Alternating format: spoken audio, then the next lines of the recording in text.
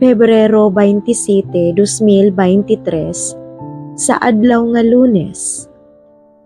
Pagbasa gikan sa santos nga ebanghelyo sumala ni Mateo.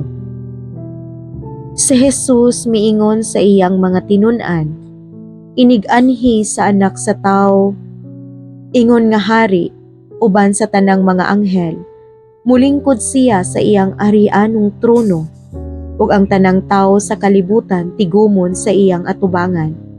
Unya bahinon niya sila sa duha ka pundok, sama sa usa ka magbalantay sa hayop nga maglain sa mga karnero gikan sa mga kanding. Ibutang niya ang mga karnero sa iyang tuo ug ang mga kanding sa iyang wala. Unya ang hari muingon sa mga tao sa iyang tuo, umari kamo nga gipanalanginan sa akong amahan, ug dawatan ninyo ang gingharian nga giandam alang kaninyo sukad pa sa pagbuhat sa kalibutan. Gigutom ako ug inyo akong gipakaon. Giuhaw ako ug inyo akong gipainom. Dumuduong ako ug inyo akong gidawat sa inyong mga balay. Hubo ako ug inyo akong gibistihan. Nagmasakiton ako ug inyo akong gialimahan. Nabilanggo ako ug inyo akong giduaw. Unya mutubag kaniya ang mga matarong, Ginoo, kanus-a man kami makakita kanimo nga gigutom o gipakaon kanamo, o giuhaw o gipainom. Kanus-a man kami makakita kanimo nga dumuduong ug midawat kami kanimo sa among mga balay, o hubo o gibistihan kanamo.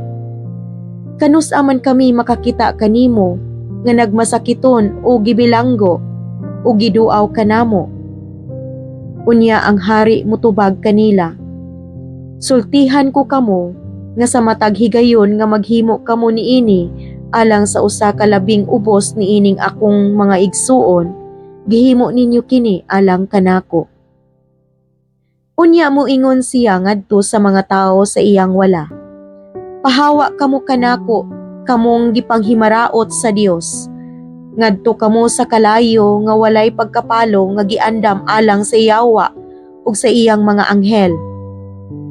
Gigutom ako apan wala ako ninyo pakana. Giuhaw ako apan wala ako ninyo paimna. Dumuduong ako apan wala ako ninyo dawata sa inyong mga balay. Hubo ako apan wala ako ninyo bistihi. Nagmasakiton ako ug nabilanggo apan wala ako ninyo alimahi. Unya mutubag sila kaniya, Ginoo, kanus-a man kami makakita kanimo nga gigutom o giuhaw o usa ka dumuduong o hubo o nagmasakiton o nabilanggo ug wala kami mutabang kanimo. Ang hari mutubag kanila, sultihan ko kamo nga sa matag higayon nga nagdumili kamo pagtabang sa usa niining labing ubos, nagdumili kamo sa pagtabang kanako. Busa, kini sila ipadala ngadto sa walay katapusang silot, apan ang mga matarong muadto sa kinabuhing dayon. Ang ebanghelyo sa Ginoo. Daygon ko ikaw, O Kristo.